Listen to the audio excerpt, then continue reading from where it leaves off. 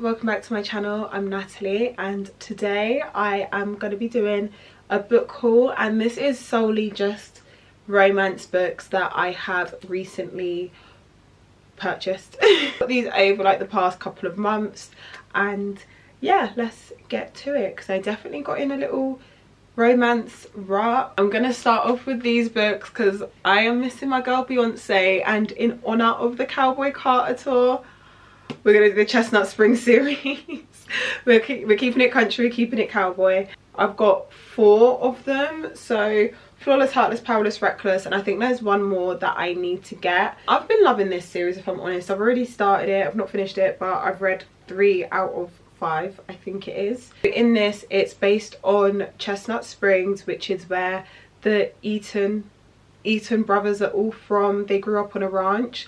Each book follows a different brother or a different character that gets introduced in the previous book, so you always sort of know who's who between it. I really like them, guys. They're spicy, they're interesting, and they are older. I really think that the reason that I got into a bit of a slump of romance books is that a lot of the ones I had, they were about like younger people, so they would be in college and university, and for me that's just not really my vibe for a romance book. It's just a bit more relatable, and like any problems they have are more adult, like it's not over something silly. I got American Prince by Sierra Simone. I think it was probably 2 years ago I read American Queen, and yeah, it was quite interesting. Like the dynamic, it was like this guy becomes president, and his vice president has seen him, well, he has his first lady, and all 3 of them are dealing with each other. It's quite interesting, and you see jealousy between like their dynamic. It's quite something I've never read before. Like I've never read a book that's like that. You get like the political side, but you really get heavily like their triangle, 3-way open relationship, whatever. Like I don't even know, there's just a lot going on. I'm going into this one completely blind. Genuinely, I thought it could have finished at American Queen after I finished it, but yeah, we'll see where this one goes. But I remember the names, seeing them on the back of here, but this one, it's just a lot going on. It gives me messy vibes, if I'm honest with you. I've started with my Boys of Tommen. I've got Binding 13 and Keeping 13. I've already read this one. I'm currently on Keeping 13 as well. I really liked this, and I know I just said I don't want to read books about people who are younger. I want it 25 plus. These kids are in school. These kids are in secondary school in Ireland. They're like 14, 15, 16. I don't mind it because I'm not reading about them. I'm not reading spicy scenes, which I don't want to read spicy scenes of minors personally. But there is a lot more to the book than there is of just like their like romance like budding. In this one, there's definitely trigger warnings. Shannon, her father is extremely abusive with her and her siblings and her mum, and it's basically her hiding that she's being abused at home, and she's got like this strict lifestyle because she doesn't want to rock the boat with her father and make him angry, so it's sort of like staying away. But I think in Keeping 13 you'll end up seeing her sort of growth and stuff like that.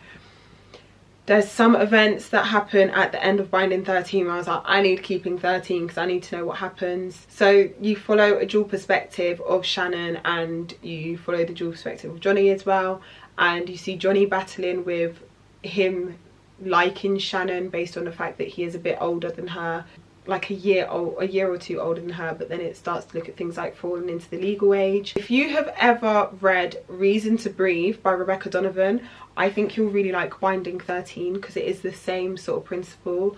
I read Reason to Breathe when I was in school, so like 11 years ago. Yeah, probably about 11 years ago, and I loved it. It made me cry, and this done the same for me, and it just reminded me so much of that because in Reason to Breathe it's her auntie that is just abusive for literally no reason, and it gives that same vibe. So if you've read that and you liked that book, I think you'll like Binding 13. Keeping 13, I don't really know what's going on in it, but it's just following on from Binding 13, and the characters in it, they're like lovable characters as well. So yeah, we'll see how we get on with this one. The last book out of all the ones I brought is Deep End by Ali Hazelwood. I've already read this one as well. Ali, I genuinely thought I'm going to give Ali another try without getting into like the book itself, but I thought I'm going to give Ali another try because when I read The Love Hypothesis I was extremely underwhelmed. I really didn't like it. I didn't enjoy the book, and I read that a few years ago. It's meant to be a very spicy book, as you can tell by the cover. This is following Scarlett and it follows Lucas, and Lucas is a swimmer, Scarlett is a diver. In this you see her overcome a fear from an injury that she got with diving, and Lucas is like this like amazing swimmer, like he does so well, and you see their connection and them grow and getting together and how they operate.